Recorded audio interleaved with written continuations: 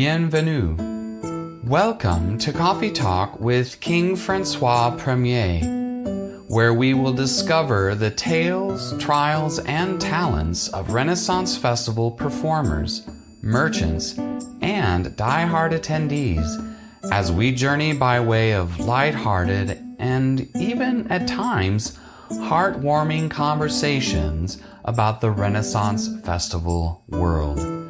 I am your host, Theodore Jander, aka King Francois I. Bonjour.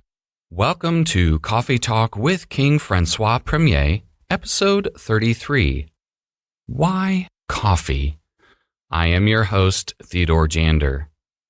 In this brief installment, I will be sharing a bit more insight into the relationship between coffee, the Renaissance, and Renaissance festivals as pertains to this podcast. Since the next episode will not be coming out until after the first weekend of April 2024, I will also be highlighting a number of fairs kicking off their seasons the weekend of April 5th, 6th, and 7th. But first, some coffee humor to start things brewing. Why do some people call fresh coffee mud? Because it was just ground a few minutes ago. With that bit of Java jocularity, grab a cup of your favorite brew, sit back, and enjoy this episode of Coffee Talk with King Francois I. Over the past year, I have encountered the question, what does coffee have to do with Renaissance festivals? Well, you may recall the following statement I made in episode 9 and 14 that served as my response. Coffee is like the lifeblood of Rennies, performers, staff, cast, and patrons. Many folks I know in the Ren Fair world, including myself, start our festival days with coffee.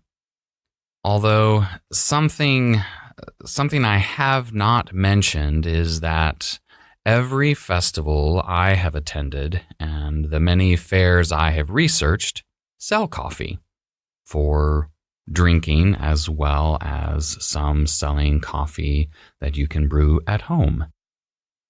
For anyone attending the Castle of Muskogee Renaissance Festival in Oklahoma, the Arizona, New York, or Carolina Renaissance fairs, amongst others, you will find the Cappuccino Inn.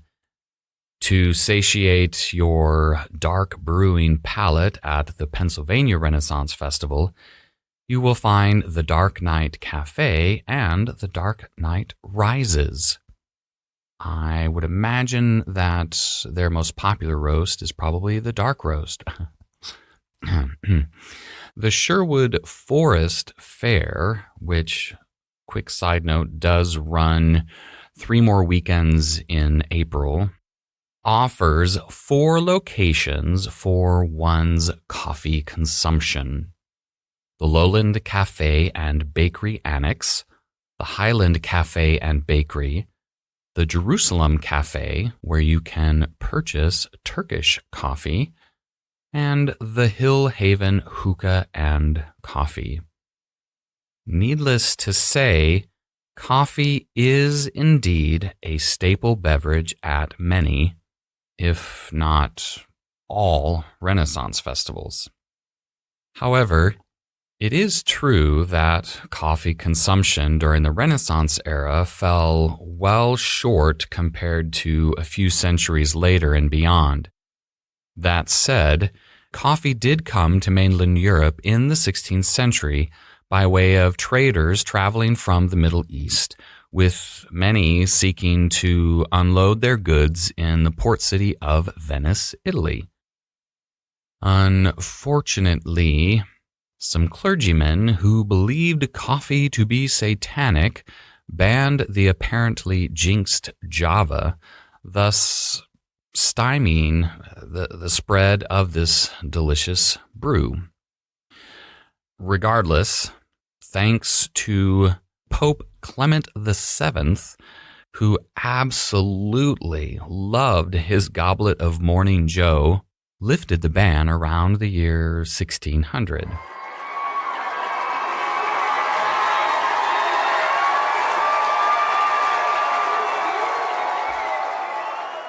Well, what about coffee houses? They were not places of intellectual, societal, or business musings like those of 17th century Europe, primarily because they did not really exist yet. Truth be told, during the Renaissance era, both coffee and coffee houses were prospering, just not in Europe.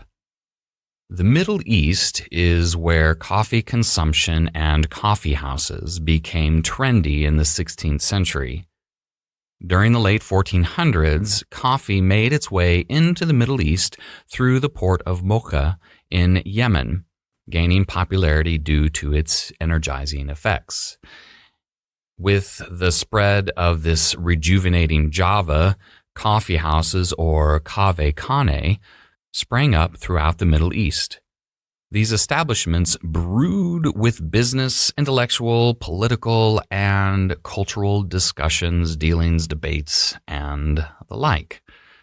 So much like these cultural hubs of the Middle East during the 16th century, taverns and pubs provided Renaissance Europeans with similar centers of that intellectual, political, and societal stimulation. From there, we go to within the Renaissance festival world, where one can find both taverns and coffee houses as places of meaningful and entertaining exchanges. Therefore, in a lot of ways, establishing more solidly the correlation between coffee, the Renaissance, and Renaissance festivals. So I would say I have grounds for utilizing coffee to brew up interest and elements of this podcast. I know it's probably a little over the top punnage, but hey, I can't help myself. Speaking of Ren fairs, here is a quick rundown of the festivals beginning their 2024 seasons the weekend of April 5th through 7th. First, we could travel to Lake Havasu City, Arizona for the London Bridge Renaissance Fair. Another option would be the Medieval Fair of Norman in Norman, Oklahoma. A side note, this fair is one of a few free medieval fairs in the U.S. Our next choice is journeying to the Land of Enchantment realm in Edgewood, New Mexico for the New Mexico Renaissance Celtic Festival. Interested in a family fun-friendly festival? If so, head to Danielsville, Georgia for the 4F Renaissance Festival. And the 4F means Family Fun Friendly Festival. Have a hankering for some extreme jousting? Satiate your cravings at the inaugural Jubilee Spring Affair in Robertsdale, Alabama, home to the Knights of Valor Extreme Jousting Team. If you would like to rub elbows with King Arthur, Lady Guinevere, and the Knights of the Round Table, you could saunter over to the city of Kilgore, Texas for the Avalon Fair, running weekends April 6th through May 5th. From Texas, we head to Irwindale, California for the longest running Renaissance Festival in the United States. Having its inaugural season in 1963, the 62nd season of the Renaissance Pleasure Fair opens April 6th and runs each weekend through May 19th. Our final option brings us back to Texas, specifically Waxahachie, where we can make our way to the village of Scarborough for the Scarborough Renaissance Festival, opening also April 6th and occurring each weekend through May 27th. I do hope you enjoyed this brief excursion into discovering more insight regarding the correlation between coffee, the Renaissance, and Renaissance festivals, along with the highlights of a few fairs. Be on the lookout for the next installment. If you are a performer, artisan, merchant, staff, or diehard patron in or of the Renaissance Festival world and would like to be featured on Coffee Talk with King Francois I, reach out to me by way of clicking on the following link provided in the show notes: www.theodorejander.com/coffeetalkpodcast. Would you like to receive early access to each new episode, as well as receive a behind-the-scenes glimpse into the production and creative process for the podcast? If so, join the wonderful community of listeners supporting the show and making new things possible through Patreon. Learn more at www.patreon.com/coffeetalkwithkingfrancois.